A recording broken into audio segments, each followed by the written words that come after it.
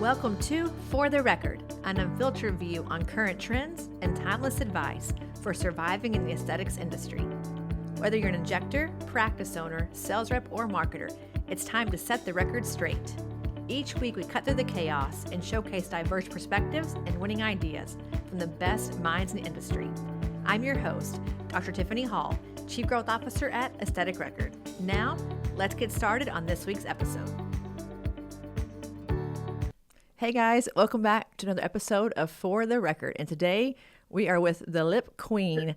She has done a tremendous amount for the lip injection industry, if you want to call it that, over the last few years, patenting her own technique on podiums all across the country, doing webinars, doing live events, doing live injections, training the masses in her academy. But she's also a practice owner, and I'm thrilled today to welcome Heather Zade, who owns Adora Aesthetics, which has currently one location in Maryland, about to be two, and one in upstate New York. And she's busy training, sharing the gospel about her lip technique, about injections for advanced injectors and beginning injectors, and all things in between. So she's running a big practice with more to come very, very soon on the horizon. And she's also going to be at AN this year doing a live duel with the other lip queen, Jessica Reed. It's going to be a fun session for us to see. But I'm glad to have you here, Heather, today and talk about your rise to stardom and all things that you're doing and your journey as an entrepreneur. So welcome to our show. Thanks so much, Tiffany. I'm so thankful that you invited me here. I'm so happy to be here. So thank you very much. Well, I've known your name for a long time. It's one of those that you can't forget. I love Zade. And I was like, who is this chick? Like, who is she? I haven't met her yet. What's she been doing? And then we were lucky enough to go to the Prolinium event together. And I met you, and you were just fabulous. You had your shit together, which I really appreciate, talking about your business and what you've been doing as an entrepreneur. And just, you kind of had it all together, Heather, which I love to see people who are able to do both, to be both an injector and a business owner and do both really, really well at a high level. And I think you're doing both. So I can't wait to talk to you today and kind of unpack that and see what your secret sauce is, but give our listeners an idea of kind of who you are, what you do, how you got here. Yeah, sure. Well, it makes me laugh that you say I have all my stuff together. It's interesting to me. My family calls me Hurricane Heather. I'm a very unorganized person, and I always have been. I'm kind of a very spontaneous person, but I think my passion for the aesthetics industry and what I do has made this all happen. I just love it so much. You know, I started as a registered nurse in upstate New York, and then I got my nurse practitioner degree also in upstate New York. I was working part-time in aesthetics in upstate New York for a plastic surgeon for a little bit of time. When I got my nurse practitioner degree, it was when nurse practitioners were not owning their own businesses. It was very unheard of, never heard of this. So I had never thought that this was a possibility. I never thought this is where my life would take me. And I had worked in the hospital. I was a pediatric ICU nurse, and then I became a hospitalist when I was a nurse practitioner at the same hospital. I met my husband there. He was in his intern year of residency. We dated for 5 years, and then we got married, and we moved to Maryland for his fellowship. And that brought us to Maryland. So I moved to Maryland in 2017. I had no family, no friends. I didn't know a single person. So we decided to have a baby. And I said, well, I just married a surgeon. I'm not going to work. I'm going to stay home. I'm going to raise a baby. I'm going to be a housewife. And had a baby and stayed home for about 12 hours and said, well, this is not for me. I cannot do this. I have to work. And I quickly realized I have to work. What happened with aesthetics is that people knew that I was doing it part-time back home. And I had friends and neighbors asking me, can you do my Botox? And I said, no, I can, but I don't know how to buy it. I don't know how to do this. And I have what I call a crappy baby. She was a horrible baby. They said she had colic. I think that's just what they call a crappy baby. She was crying all the time. And I'll never forget, it was probably 2, 3 in the morning. My baby was hysterical. She was crying. And I said, what am I going to do? And I Googled online how to start an LLC in Maryland. And I paid $81 and I started Heather Zade LLC. I was sleep deprived, and that was the name I picked up spur of the moment. And the next morning I woke up and I called Allergan and I said, hey, can I order some Botox? And that's all I knew. The practice I worked at, they only had Allergan products. And they said to me, you need this, you need this, you need this, you need an EIN. I didn't even know what an EIN was.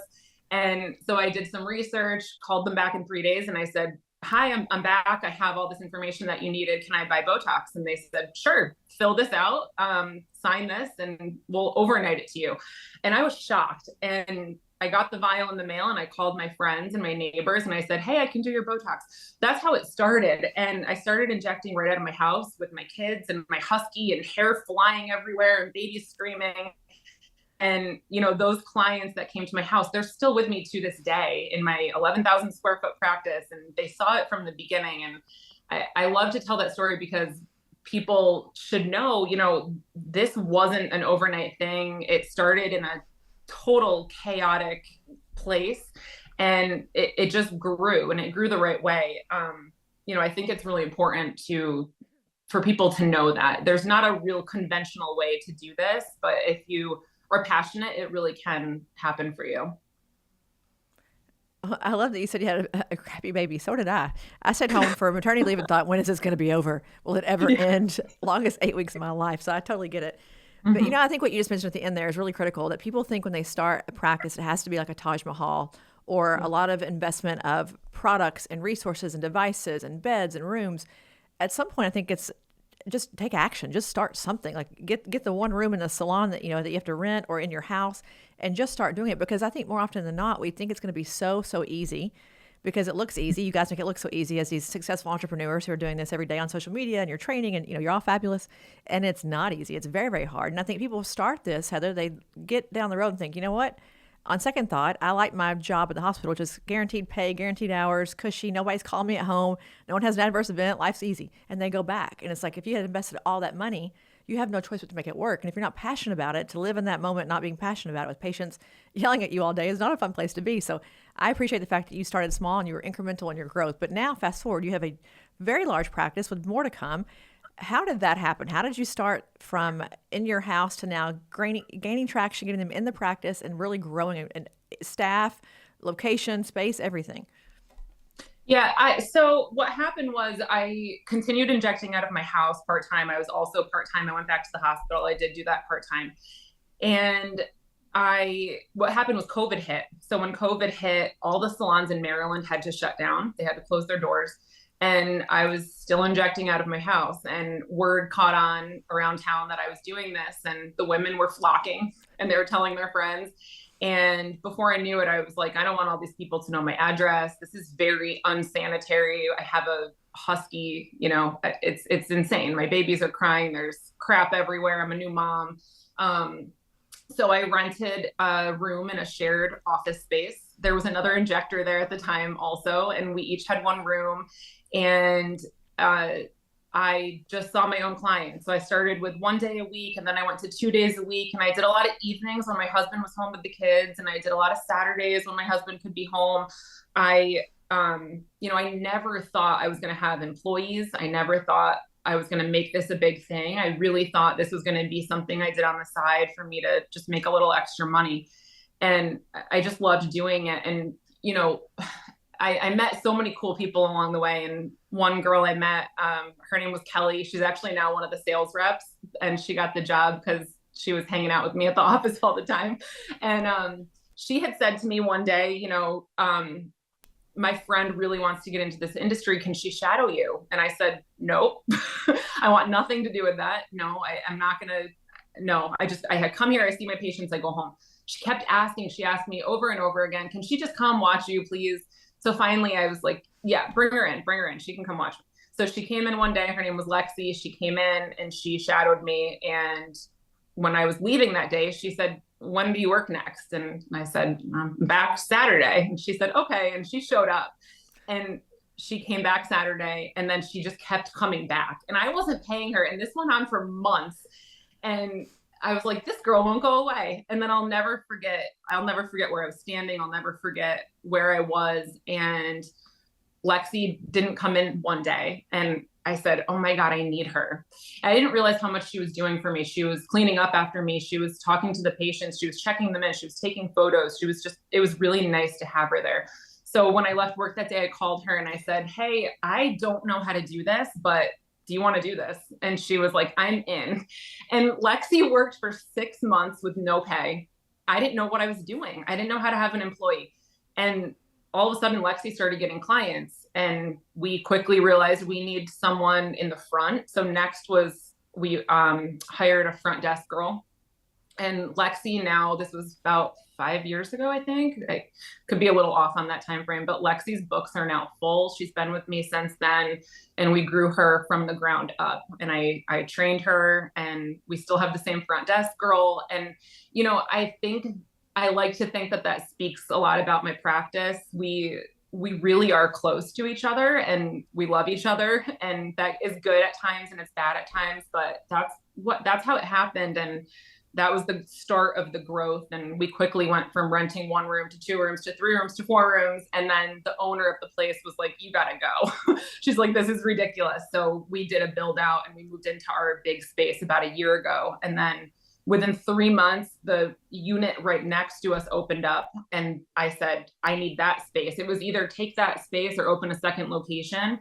And my business is very close to my home, so it's very convenient. It's right next to my kids' school. So we knocked the wall down, and we took the other rental space next to us, and we went from 5,500 square feet to almost 12,000 square feet within 3 months. So we have 9 functioning rooms. We have a conference room. We've made an academy. Very passionate about training and, making this industry a little bit of a better place. So it's been a whirlwind, and every day is different, and it's just crazy. Well, I think one day we should all get together and write a book like The Accidental CEO. I mean, that's like the story of aesthetics. Everyone's like an accidental CEO, because no one. I mean, I went to business school, right? I went to business school for a long time, multiple degrees. Like I was made for this thing, right? I trained for this. You guys happened into it because you had a great skill, and then now you run these big enterprises, these big businesses, and without any training, most of you don't have like a lot of like traditional training, and you're figuring it out as you go, which I think is really fun to watch because you all have your own journey, but at the same time, it's all just like grit, right? It's just like grit, digging in deep, figuring out how to do it, and just going and just taking action. But I think to that point, I want to ask you about risk taking, because going from renting a space somewhere else to then getting your own building and then doubling in size in 3 months, I think a lot of that's just like faith and like just stepping out with risk and being tolerant of the fact that this could go really good or it could go really bad. I don't know which one it's going to be, but then knowing that you just got to work your butt off to make it work. So how do you think about your risk taking perception? Because I would love to think about, if you're an accidental CEO, that's part of it, is being courageous, like just having courage to just go do. So what goes through your mind when you're making these decisions? Like I said in the beginning, I am a really spontaneous person, and my husband will laugh at this because he's not. So we kind of balance each other out, but we actually make jokes about it all the time because I'm like, yeah, let's just do it. It'll work out. And if it doesn't, whatever, we'll deal with it. And that is my mindset with a lot of things. And weirdly, it does work out. I do have a lot of faith that if I want something, I really will push and study and work and do whatever I can to get it. And I'm a competitive person. I really want a lot. I want, sometimes I have these grandiose thoughts and I push until they happen. And I think that it does help a little bit, because if I didn't, really believe I could do it, I wouldn't have tried. So I think, you have to have some faith in yourself. And if things don't work out, you deal with it when it doesn't work out and you figure it out then. I think I would be way too stressed out of a person if I didn't just believe things were going to work out okay. And I think, having the right people with you along the way really does help. My team is really truly amazing. The first couple girls that started with me, and even now as we've grown, I'm very picky about who works with us. And I think that's huge. I have 2 toddlers. I grew up with this very, very old school Italian family, and my grandparents are off the boat Italian, and the mothers always stayed home and raised their kids. So when I told my family I was going to do this, they were like, no, don't do this. Don't do that. Don't own your own business. That's crazy. You stay home, you raise your kids, you feed your husband, you do this. So they were always like, no. Now they can't believe this has happened. They're like, this is great. I'm so proud of you. But, I still have a little of that in me. I still, I want to make macaroni and meatballs for my kids, and they want mom's homemade meals. I will say I've gotten the luxury now where I have people helping me in other ways. So I have a housekeeper, I have a personal assistant, I have an organizer. I have people that do those things for me, but I've always been very, very strict that I don't want a nanny. I don't want an au pair. I'm going to raise my kids. I'm going to cook for them. I want to bring them to school, pick them up from school. So everyone that I hire at the office knows that there's going to be very chaotic days. If I get a phone call from the school nurse that my kid is sick, my clinic has to close and I have to go get my kid, and I'm the one that does it, and I want to be. So that comes first, and I'm very strict about it, but I'm also very passionate about the industry. So when they go to bed at night, there's nights where I'm reading, I'm studying, I'm watching videos, I'm, looking at all these things till 2, 3 in the morning, and I love it. I never feel like I'm working. And I do think that that's important. I think it's a cliche statement, you don't feel like you're working, but it's true. I never feel like I'm going to work. I love it there. I love even the nitty gritty stuff like policies and procedures. I find it exciting to come up with things and try to improve things. And, so I think you have to have faith it's going to work out, and keep your priorities where they are. Don't lose sight of that. I remind myself all the time, I'm a mom first. My kids come first. I don't want to, have someone else raise them. So like I said, I've had the luxury of have people do other things for me. I don't, so it happens when it's supposed to happen, I think. Yeah, I think the natural curiosity is really important. People who are just naturally curious and want to do more things and learn more. That's me. I'm an insatiable learner. I think it helps out a lot in this industry because it's constantly moving. It's going so fast. And if you take a break for a day, something has happened. I feel like if I don't check Instagram every day with aesthetics or LinkedIn, there's been a new buyout, or there's been a new product that's under FDA trial, or there's something's happening all the time. And I think, unfortunately, if you don't stay ahead of it or stay with it, you become sort of irrelevant. I mean, we talk about social media here a lot. Like I don't buy into like the TikTok dancing and all that kind of stuff. It's not really my gig, but I do buy into the fact that if you're not aware, you will get left behind. And I think especially as a trainer, you have to know what's hot, what's happening, what the issues are and the concerns are. I think it's just a much different playing field. But that kind of brings into you being a trainer as well. So you've got kids and you're a very involved mom. You now have a practice that's growing rapidly. And you're also doing webinars. I see them on Instagram all the time. You're doing webinars with your lip technique. You're doing things like the Prolinium event that we were at. You're doing, aesthetic necks. You're kind of everywhere too at the same time. So how do you balance that? Because I do feel like for folks who are coming into the industry that see you guys that are doing all of it, I think there's a connection there. If you start a training academy and you're good at training, you'll end up on podium. Like we know that, right? If you're a great trainer, you'll end up on podium somewhere. But to find time for all of it while you're building a practice is very, very challenging. So how do you balance that with your current lifestyle needs, but also just the practice needs? Yeah, I like to call it controlled chaos. I am not your person that I'm not in the 4 a.m. club. I don't get up at 4 a.m. and work out and make my kids lunches early and do my Instagram for an hour before I wake up. I will never be that person. I mean, sure, there's days that, I'm like, I have to set my alarm for 5, 6 o'clock. I need to get up early and get this stuff done before the kids, have their day. But I want to do it so bad. I love speaking. I love training. I love doing that. So I have a really supportive husband. If there's a conference I want to speak at, I tell him, we look at the dates, we make sure it's okay. And he's good watching the kids. He says, go, I got them for a few days, do your thing. He wants me to be happy too.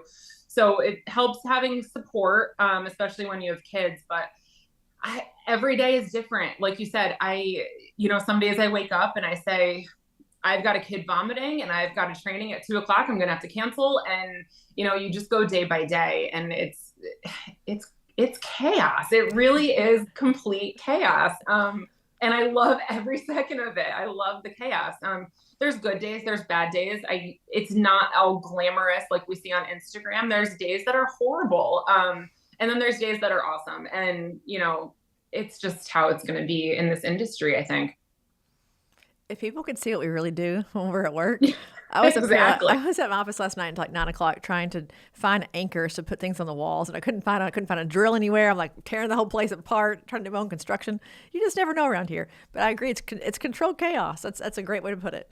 Yeah, there was just last week, my kid's babysitter called in, and my front desk staff had to be a babysitter that day. I brought the kids to work and I said, they need to sit in the lounge. You have to watch them.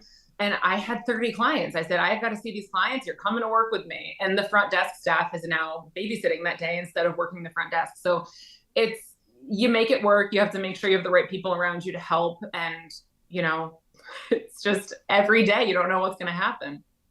Well, I'm just so glad that you were honest about the fact that you don't get up at 4 o'clock in the morning and that, it's always kind of a crapshoot because I used to go to bed at 4 o'clock in the morning. And so people are like, I get up early, go to the gym. I'm like, well, I don't. I'm going to bed when you're waking up. Like, that ain't for me, honey. That is not the life for me.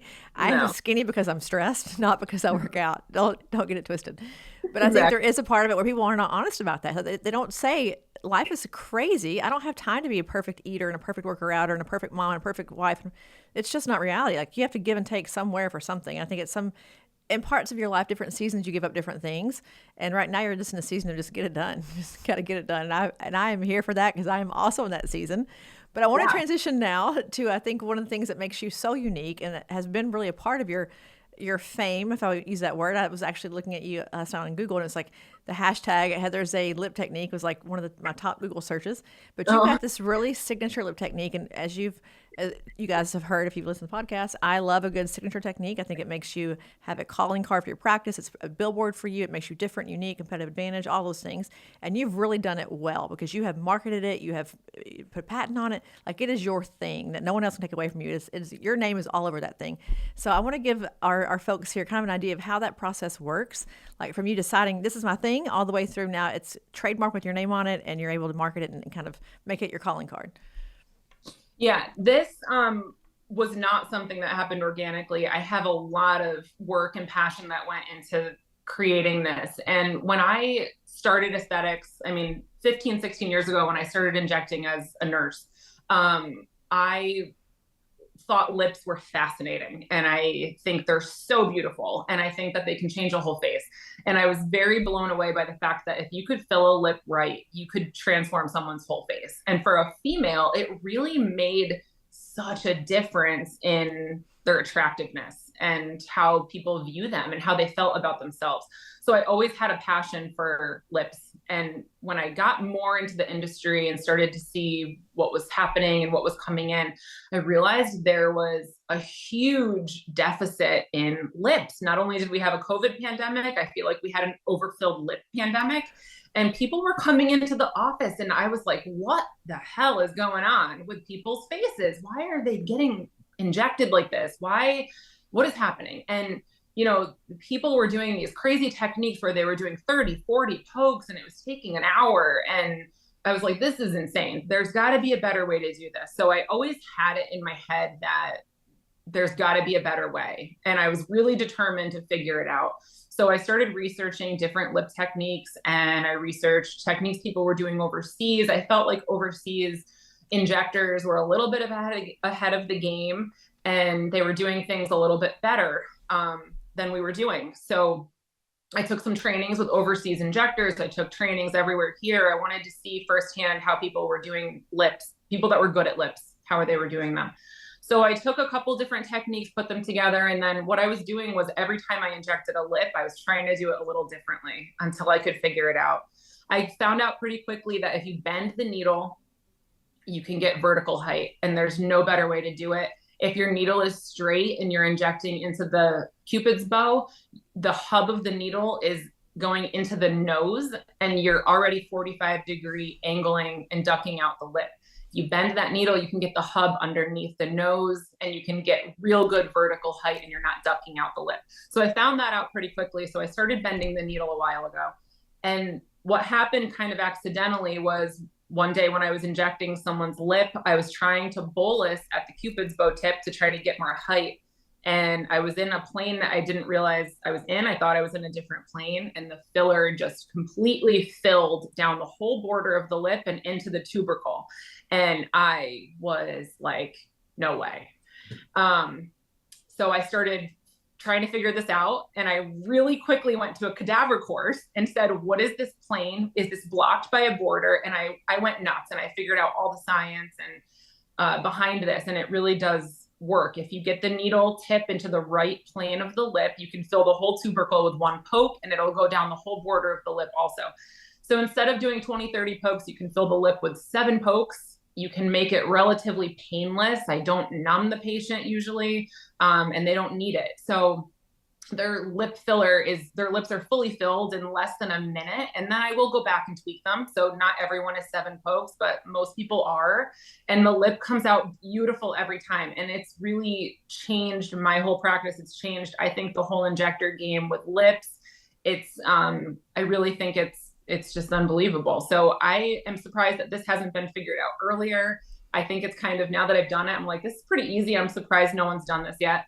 But it was pretty accidental where I figured out it can fill the tubercle like that. And I just kind of kept it going since then. And people started catching wind of it and they wanted to train. So that is where the master class and Adora Academy came into play, because we started having so many people flying in to try to learn how I'm doing this. And it's just kind of taken off and it's gone nuts over the last year. So it's been really exciting. Well, what are some of your favorite products? We'll give a shout out to some vendors here. Yeah, so the only, and I'm not secretive about this at all, the only product I use in the lips is Reveness Lips. I love the product. It doesn't swell as much. It stays right where you put it. It's really cohesive, but it's soft. And it lasts a long time. I'm getting, up to a year in people's lips where they don't need to be refilled. So it's been my go-to product for over a year now. And I can inject it now with my eyes closed. I always say the push of it, the feel of it. So it's going to be really hard for me to ever switch products for a lip. Well, my lips are brought to you by Versa also. So, and yeah. I've had this for more than a year. I've had this filler, and it's held up better than anything else. Like, I'm a huge believer in that product. Not to give them too much of a shout out here, but I really am.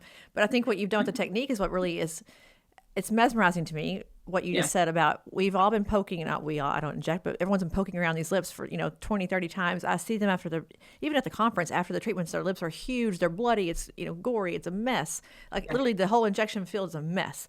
Yep. And patients don't want to come back. And, if you're an Arthur Swift follower, he always says, you bruise them, you lose them. That's a big thing. If they have pain, they don't want to come back. And so even if you are an amazing injector with an amazing outcome, if they have a bad experience in that chair, they don't want to psych themselves up again to go through that one more time. And so I think that's a huge part of that. Patient comfort is the center of this. I mean, effective outcomes, sure. Safe outcomes, 1,000%. But patient safety, I think, is so undervalued that we forget about the fact that they're a human. They're not a human pincushion. They're, in the chair. And lips are painful anyway. Heather, I hate getting my lips. I do a full dental block. I hate it so much. It's so painful for me that I'm like, I got to come sit in your chair and try this out. But curious about the cannula, because I think people always say you have to use a cannula. It's so much safer. It's so much better, and you can feel all of it. With one retrograde, line. You're saying no, it's a needle. So do you ever use a cannula? Give us your cannula versus needle spill. I never use a cannula in the lip. The way I get how people are doing it, I understand the thought behind it. The way my technique works is I'm staying really superficial. So I'm very far away from arteries and danger zones. So I've never had a VO in over a year, or ever actually. So I'm staying very superficial. I'm doing slow boluses. I'm in a safe plane. And it's quick. You're in and out. I tell the patient, breathe through the first couple pokes. You're going to go numb because there's lidocaine in the filler. And then you're going to be fine. Cannula would never work for my technique. There's no way it would possibly happen. So the way I'm poking in, I have to get right into a specific spot of the lip and be right in the perfect spot of that plane for it to work. And I don't think I could ever, do that with a cannula. So you can be a little more precise with a needle, I feel. Yeah, I think lips are a precise area, but I'm curious about the whole process for you going through the patent pending, aspect of this, because I'm curious about how it affects your patients. So I know from an injector standpoint, everyone sees you as the lip queen, like they know what you're doing. They get it, right? They understand why it's important. The technique is really cool and novel. But for a patient coming into your practice, are they aware of this and how much better you do it than others? And the novelty of it and the fact that this is not, you don't get this anywhere else. It's only going to happen here. How do you market that from a practice standpoint? So our marketing, I don't pay for marketing. I pay for social media. I have a social media manager, and that's really all we do for marketing. Most of our clients come off Instagram, and if they're not off Instagram, it's word of mouth, which I think is great nowadays. And I think that is that's where the whole, industry is going, especially with marketing. But, I just think that I've put it out there and clients do see it. our practice has really gotten a lot busier since this happened. So I do think it is beneficial to do something like that. We have patients flying in from across the country because they want me to do their lips because they see this, and they'll say, oh, my injector trained from you, so I want to go to who trained them.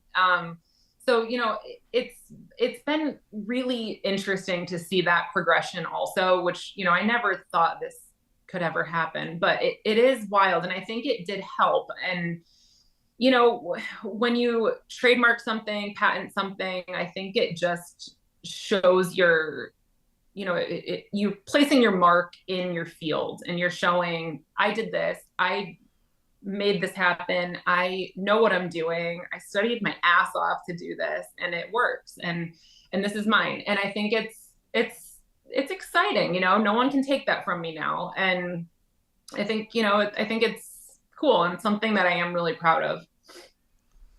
Yeah, it's a process. Like, it's not easy to do the whole paperwork and the filing, and you've got to prove certain things. It is a lot of work, but I think it is worth it. And if we've learned anything from Julie Horn, it's that getting your own technique is a catapult to big time success. I mean, think about her. We say her name, the Julie Horn technique. It's a thing. It's a verb. It's a noun. Yeah. It's a technique that everyone knows immediately. They know it. And I think as you look at injectors across the country, I have a lot of international friends who inject, and I always tell them, it's not a thing. It's not a thing overseas like it is here. That you have to have a calling card. If you go on stage and say, I'm just going to do tear troughs, name it something. You got to name it a thing. You have to give it a certain technique name or process name, because then they associate that with you. If you're going to go sell yourself as a trainer, to have these things that bear your name and that show your expertise and your, in a sense, your dominance, that's a huge benefit for you. I mean, it is, in a sense, a word of mouth marketing. You're not paying for. You paid for it up front, but you're not paying for it long term. It's a giant benefit. So with your academy, do you think that the majority of your trainings come in from lips? Or are you also doing, I saw you do injectors who are advanced, who are beginner, who are biostimulators. You kind of do a hodgepodge of everything. But is the majority of that your lip training? Yeah. So if it was up to me, I would just train on lips. That would be all I would do. I really do love lips. So I do a lip masterclass. That's pretty much booked. I think that's booked throughout the whole rest of the year now.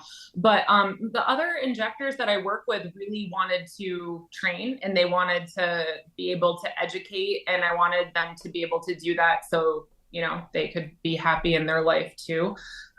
So I have Dawn, who's been with me a couple years now, and she is very passionate about, starting a business, beginner injectors, and she does a lot of that training course as well. She put the whole PowerPoint together. She is brilliant with that, and she loves teaching. So we all help, we all teach at them, but I do the whole lip course, obviously, myself, but my other, Dawn and Lexi, also help with the other academy courses, but we've gotten CME accredited. So we actually, to keep your accreditation, you have to offer a course at least once a month. So we have to. So we do beginner, we do advanced, we do biostim course, and then I do my lip mastery course. And CME is no joke. I mean, we do them for aesthetic next. It's a lot of work. I mean, a lot of work. We have 150 faculty. It's a little bit more involved probably in that part of it. But the session's approved and the content has to get turned in. And, you can't have any image of a product or a name brand. There's just so many rules I think people don't realize are part of the CME process. It's a lot to keep up with it too, to keep it constantly going. And so I think when you have that, though, that sort of mark of approval on your training classes, like, oh, this is legitimate. This is for real. This is worth the money, because it's now, in a sense, sanctioned or certified, for lack of a better word, that it's gone through some medical rigor, some academic rigor to say this is a worthy piece of content. So to me, it's worth the effort to do it, for sure, to do CMEs, because otherwise it's kind of like a pop-up shop. You're popping up a shop somewhere and doing a training. It's like, nope, this is like an enduring thing that's really important and based in medical science. So I applaud you for doing the CMEs. I saw that on your website. But I think about Leslie Fletcher. She did arc derma. She does like the microtox. I mean, those things will follow her forever. I mean, her name is on that till the end of time. And it paves a way for you in the industry. It paves a road for you that no one else can walk on, because it's your road. But how did that translate into the vendors finding you, and Revanesse putting you on podiums, and how did that process work? So I think that's the other part of this is, if you're owning a practice, how do you get noticed? How do you get someone from Prolinium or Galderma or Allergan to say, that Heather Zade, we should put her on a podium somewhere? Because it's a hard thing to kind of get over that hump and get the fanfare. I wish I knew where that happened. No, for me, with Prolinium, was Prolinium the first one I think Prolinium was the first company that I spoke for, I think. And I had a really good relationship with my rep, and my rep knew that I was training. I think I've trained over like 150 local accounts now for Prolenium, and they all know my lip technique. So I think my rep, I want to say, was the one, Chase. She, I think, told them like she needs to get out there and show this. I don't really know. I'm not sure how it happened. And then very quickly after Prolenium approached me, MERS had approached me. So I became a trainer for them and a speaker for them. I don't know. That's a really good question. Do you know? I'm not sure how it happens either. I don't, but I think the fun part of that is that the fact that you don't know means that you aren't seeking that as your first priority. I think there is a difference. I think when people wake up in the morning and say, I want to be a trainer and be famous on Instagram or on a stage, the way you approach it is so much different than if you are sort of in silence, building an empire, building skills, building, you just do it. Yeah, I knew I wanted to. And I've made it very vocal to my reps that, I'm interested in training. I'm interested in speaking. I like, sharing knowledge and educating. So I put it out there, but I don't know how it happened. But I think it's putting in the work. I think there's a part of it where to say you want to do it is one thing, but when you actually sit down and do the work and you're doing your own academy, you're doing CMEs, finding techniques, like there's a part of it where you have to kind of meet them halfway. You got to do your part to say you're worthy to put on a podium. But I think at that point, once you do that, kind of the doors open. You bust the doors open, and all these things start to happen, and your name is in different conversations now, and it's a kind of like a rite of passage to a different level. But in the middle of all that, I think you're also trying to grow locations. So as you think through that part of it, Heather, now that your star has risen on the podium circuit, and you're trying to keep building your academy out and keep this whole lip thing going on, and now you're going to scale locations. How will you do that, and how do you see your team multiplying or carbon copying from one to the other to enable you to keep doing the things that you're doing right now? I feel like the people come first. The people are what make the location happen. So it's not just saying I want another location. I think I have the right people that can run the locations now. So that's when I knew I could do it. We have so many clients that started to ask for a different location. So a lot of clients would come in and say, oh, I wish you were closer to this town. I wish you were closer to this town. And we started to see a trend. And then I did a market analysis, and I said, where are clients coming from? Where are the med spas saturated? Where are they not saturated? Because there are so many in the DMV area here that, and I don't want to open next to a friend. I have a lot of friends that are injectors. We all know each other in the industry. So you don't want to, do that to anyone either. So it was, a lot of thought did go into it, but I never would have done it if I didn't think I didn't have the right people to be there. And I also knew that a couple of my injectors really wanted to kind of run one location. And, Lexi's been with me for, I think, 5 years now. And she had made it very vocal that it was her goal to run a new location. So I kind of always knew eventually that segue into her taking over one of the locations and being the main person there, because I won't be at all of them. So that's how that kind of happened. And again, I think our books are full, so it's not a scary thought anymore. Like, we know certain clients are going to be at that location, and we're not nervous about it. We know we have the clients that will stay with us. So I think, it would be a really stupid move for anyone to just open a location and not have the books. And even before I did my build out, I really pushed it at the shared office space. I said, I am not opening my own place until my books are full. I have nothing to worry about. And when we opened the doors, we had books full for like 4 to 6 months, I would say, going into it. So there was nothing. It was just kind of like, our location is now here, not here, but the books stayed the same. So I think, I was always very safe about it. And even that brings me to, I get asked a lot about when to buy a machine, when to buy a laser, when to buy anything. And I really preach hard, like, do not buy it until you can buy it in cash. Don't put it on finance, make sure you can afford it. So I think, don't do things ahead of the game. You don't need a laser to make your spa successful on day one. Make money first and then buy the laser. I don't think I think people go in and they think, oh, I need to have this huge, big med spa like all these people do. I mean, I made tons of money from being in a small shared workspace. I had no overhead. You know, I miss those days sometimes. um, it was just it was a lot easier. Now my overhead is insane now. So there's good and bad, but I try to really tell people if you're injecting out of your home, that's great. I've met a couple injectors that I didn't even realize their office was out of their home and they were killing it out of their home. I'm like, good for you. You have no overhead. That's great. And you can write off your home office, you know?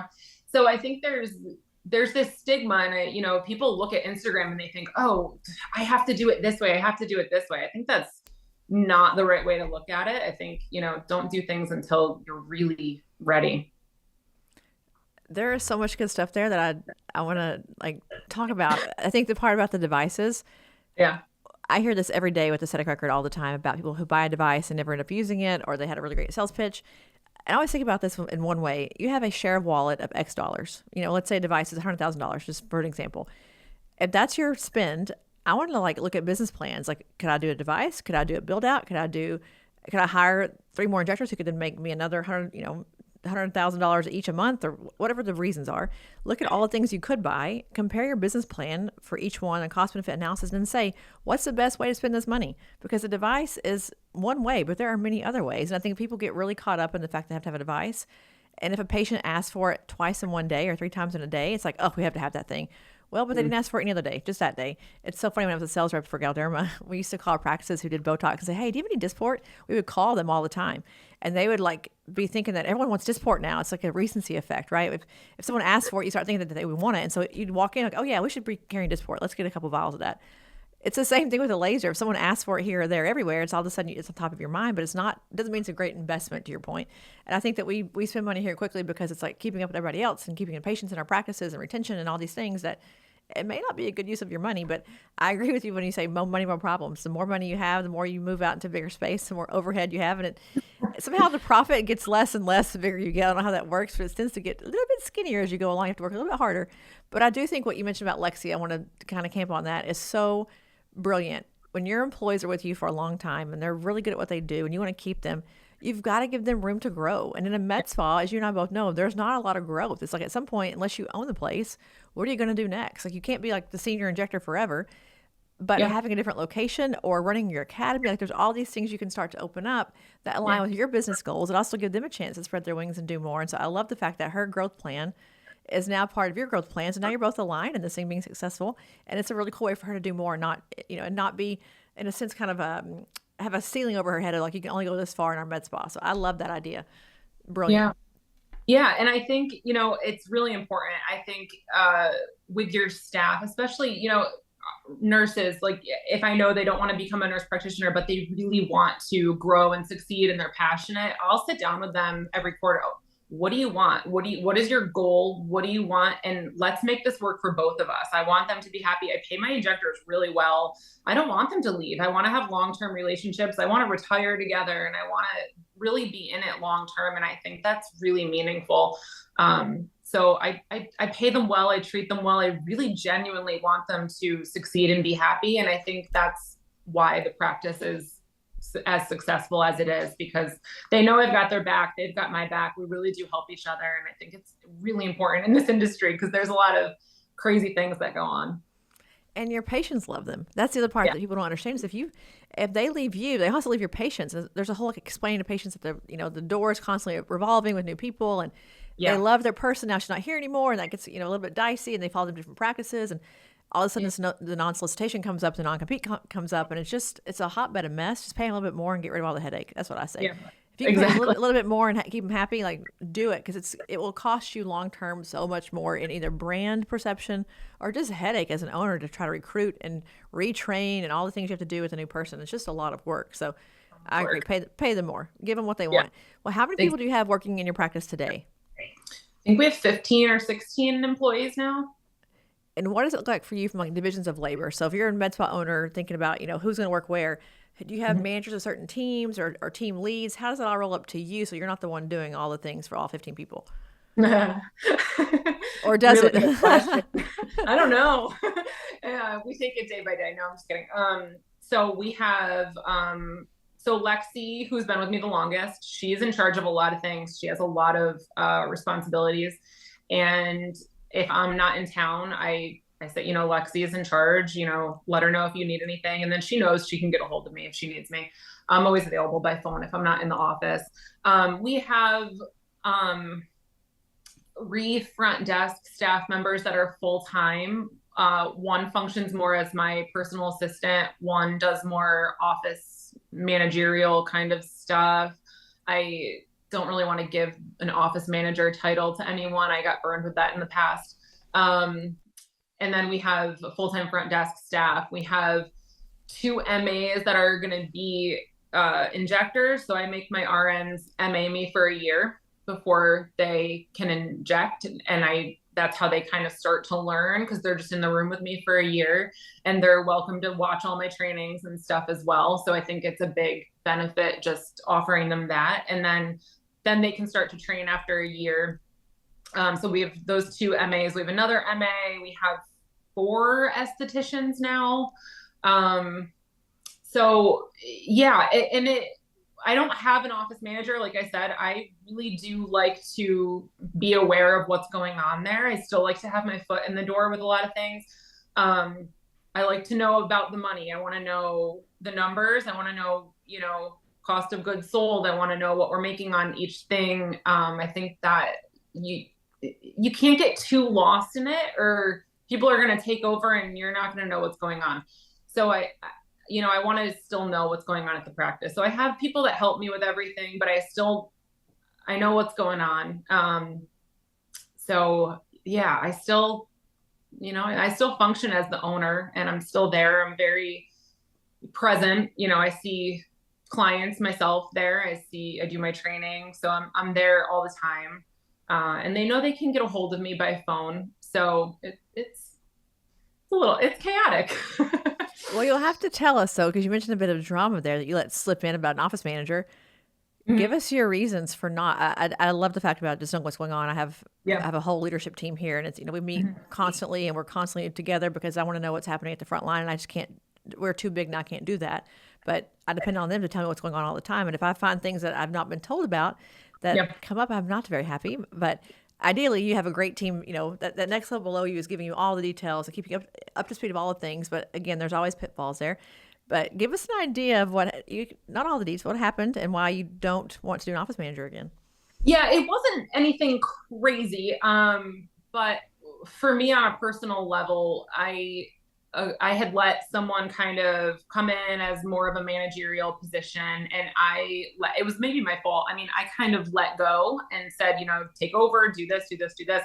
I realized after a few months, I was like, I don't know what the hell is going on in this practice. I completely lost sight of how much money we were spending, where it was going, who was doing what. People were in charge of things I didn't know they were in charge of, and I felt very lost. And I realized I didn't like that. So it was a learning experience for me. I think as an owner, I realized I want to know what's going on, and I don't like feeling like I've lost control. So that might just be a little personality flaw of my own, but it's worked thus far. So I feel like I shouldn't really switch it. And even with the other locations, I've said, I'm going to come in, we're going to do quarterly meetings. I want to know what's going on. I'm going to be the one in charge of product purchasing still. I feel very strongly that the owner should have their eyes on product coming in and product going out. It's very easy to steal these products, especially Botox units. It's very hard to track inventory. We've tried numerous different ways. Aesthetic Record has a really good inventory log. I look at it every single day, every single night. I have my eyes on that. And if something looks fishy, I have to go back and figure it out. And that's on me. I mean, I tell my staff, I put up with a lot, but the only thing I will not put up with is stealing. So if someone steals, you're out. There's no questions asked. I don't even want a story about it. So there has to be a lot of trust in the business. But I just feel like it's very important for the owner to be there. A lot of things can happen if you get a little lax, Oh man, Heather, can I just tell you the empathy I feel? We had a person been here for a long time, and they exited the organization almost 2 years ago, And all of a sudden the curtain pulls back and I'm like, what the hell have we been doing? Like, what is going on here? Because, you hear this, you hear the narrative and the story, you believe it because you're also so busy doing all the things you're doing. And then you realize that you've not paid attention to the things that were so critical along the way, and you believed what you were told, and that's such a dangerous place to be. And I think that's why even here I'm so high on meeting with the frontline people. If I don't manage you directly, I want to hear from you still. Come to my office. What's going on with your with your world? What are your challenges? Because oftentimes you'll find out things that you don't know when the person who's being managed comes and tells you those things, or also the crisscross of reporting and like. If we're all accountable to each other, then all of a sudden, if you do things that are wrong, we all find out because you didn't deliver what you had to deliver. And I think we've kind of almost here sort of crisscrossed our accountability plan so that we don't have those things happen because you're so right. The minute you look away, it's like chaos ensues. It's not controlled. It's real chaos. And all of a sudden you look up and it's 6 months down the road and you're like, I have no idea what the hell's going on here. And it's like that moment of you're sick to your stomach about how did I not see these things that were happening? And even if it's not bad things, just not knowing to me is such a hard place to be. So an inventory, to your point, is extremely hard. And yes, things get up and walk out all the time in med spas. It's like those Botox vials just grow legs and just walk on out of the door. And even if people don't mean to be stealing, if it's not doing it for bad reasons, but having waste and not having the right, I diluted it wrong and now I can't use it, or so-and-so was here for a touch-up and I gave her 15 units. Well, you shouldn't have, because that's a lot of, that's money out of our pocket. Let's find a different way. Like, there's just so much to be in charge of the inventory and units and things happening that it's alone a full-time job, I think, in many practices. Like, inventory is a huge nightmare to do for everyone. So yes, kudos to you for taking that on for all locations. You're my hero because I wouldn't want to do it. It's a lot.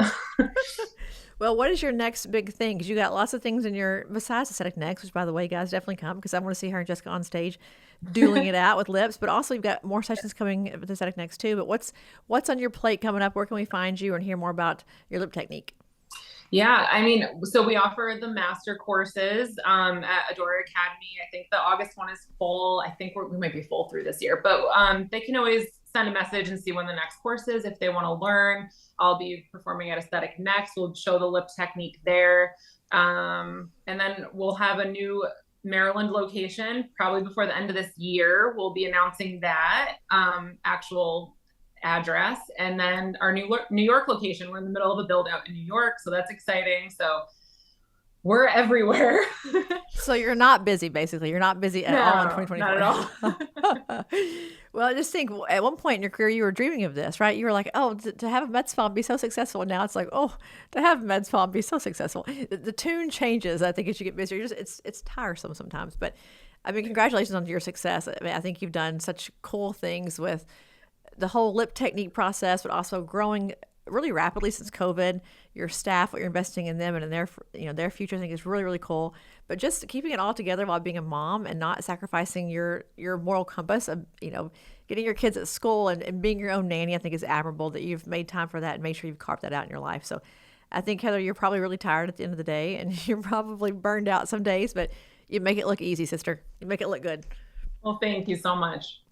Well, I can't wait to see you in September. It's like 2 months away. Oh my gosh, now I am sick to my stomach. 2 months away for Aesthetic Next. I'm so excited. It's gonna be great. We're all so excited about it.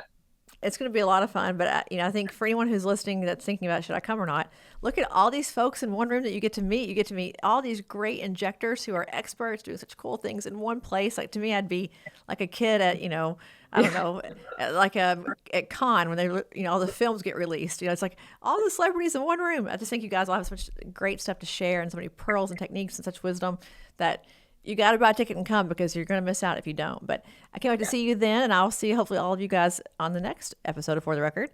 And I guess for us, Heather, we're out. All right. Thank you so much. Bye, guys. Thanks for listening to another episode of For the Record. This podcast is not intended to provide legal or medical advice. It's for entertainment, education, and information purposes only. For more information on this week's guest or to get started with Aesthetic Record, email us at info@aestheticrecord.com. Be sure to tune in next week for more fresh perspectives on disrupting the status quo and surviving in the aesthetics industry.